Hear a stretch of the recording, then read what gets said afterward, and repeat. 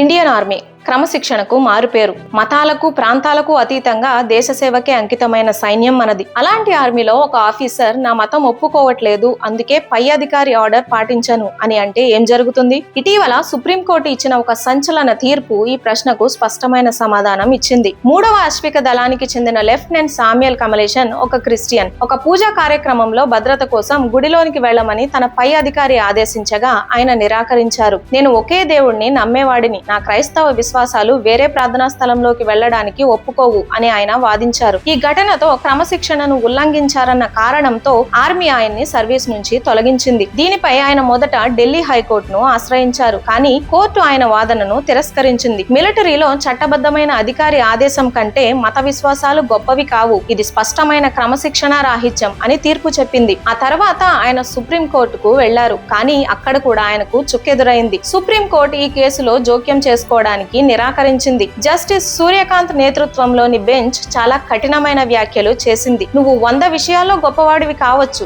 కానీ లౌకికవాదానికి ప్రసిద్ధి చెందిన భారత సైన్యానికి నువ్వు మిస్ఫిట్. నీ సొంత సైనికుల మనోభావాలను నువ్వు గౌరవించలేకపోయావు. ఇది అత్యంత దారుణమైన క్రమశిక్షణ రాహిత్యం అని కోర్టు వ్యాఖ్యానించింది. అసలు క్రైస్తవ విశ్వాసంలో అంటే బైబిల్లో ఏ భాగంలో ఇతర మతాల ప్రార్థనా స్థలాల్లోకి వెళ్లకూడదని రాసి ఉంది అని కూడా న్యాయమూర్తి ప్రశ్నించారు. ఈ తీర్పు ఒక విషయాన్ని చాలా స్పష్టంగా చెబుతోంది. భారత సైన్యంలో దేశ సేవ మరియు క్రమశిక్షణ ముందు వ్యక్తిగత మత విశ్వాసాలు 2వ స్థానంలోనే ఉంటాయి. ముందు మాతృభూమి, ఆ తర్వాతే మతం. ఇదే ఇండియన్ ఆర్మీ ప్రాథమిక నియమం. ఈ విషయంలో నో కాంప్రమైజ్. సుప్రీంకోర్టు ఇచ్చిన ఈ తీర్పుపై మీ అభిప్రాయం ఏంటి? సైన్యంలో మతం కంటే క్రమశిక్షణే గొప్పదని మీరు భావిస్తున్నారా? మీ ఆలోచనలను కింద కామెంట్స్ లో పంచుకోండి. ఈ ముఖ్యమైన విషయాన్ని అందరికీ తెలియచేయడానికి వీడియోను షేర్ చేయండి. జై హింద్.